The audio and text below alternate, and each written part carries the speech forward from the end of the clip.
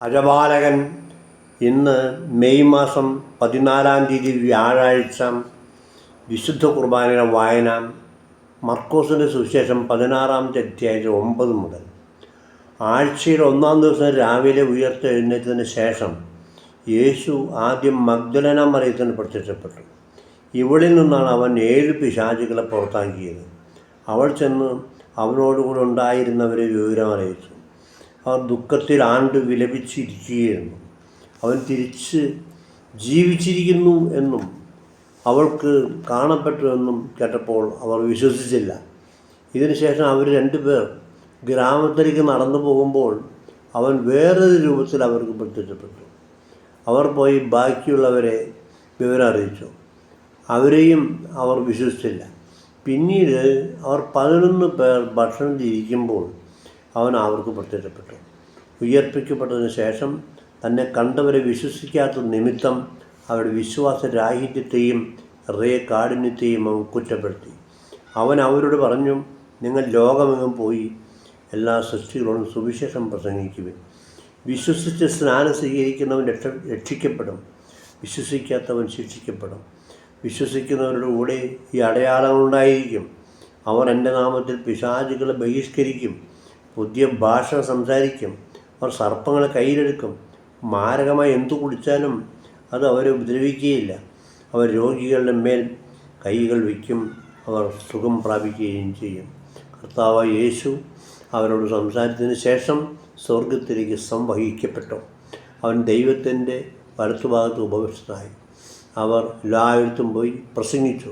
കർത്താവ് അവരോട് പ്രവർത്തിക്കുകയും അടയാളങ്ങൾ കൊണ്ട് വചനം സ്ഥിരീകരിക്കുകയും ചെയ്തിരുന്നു.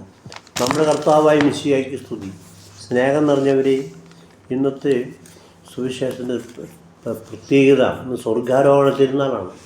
ആരാധനാക്രമത്തിലെ പ്രധാനപ്പെട്ട തിരുനാളാണ് സ്വർഗാരോഹണ തിരുനാൾ. വിശ്വാസ പ്രമാണത്തിൽ സ്വർഗാരോഹണം വിശ്വാസ സത്യമായിട്ട് സഭ നമ്മൾ ഏറ്റുപറയുന്നുണ്ട്. എബ്രായർക്കുള്ള ലേഖനത്തിൽ 7:26 വായിക്കുന്നത് പോലെ പരിശുദ്ധനും ദോഷരഹിതനും നിഷ്കളങ്കനും പാപിയെന്ന് വേർതിരിക്കപ്പെട്ടവനും സ്വർഗത്തിലേക്ക് ഉയർത്തപ്പെട്ടവനുമായ ഒരു പ്രധാന പുരോഹിതൻ നമുക്കുണ്ടായിരിക്കുന്നത് ഉചിതമാണ്. ദൈവം ആയവനാണ് ക്രിസ്തു യേശു. മനുഷ്യനെ ദൈവത്തിലേക്ക് നയിക്കുക എന്നതാണ് സുവിശേഷ പ്രഘോഷണത്തിൻ്റെ ലക്ഷ്യം. കുരിശിലെ ബലിയിലൂടെ യേശു മനുഷ്യവർഗത്തിൻ്റെ പാപത്തിന് പരിഹാരം ചെയ്തു. തന്നിൽ വിശ്വസിച്ചവരെ എല്ലാം ദൈവപുത്ര സ്ഥാനത്തേക്ക് ഉയർത്തി സ്വർഗരാജ്യത്തിന് അവകാശികളാക്കുകയും ചെയ്തു.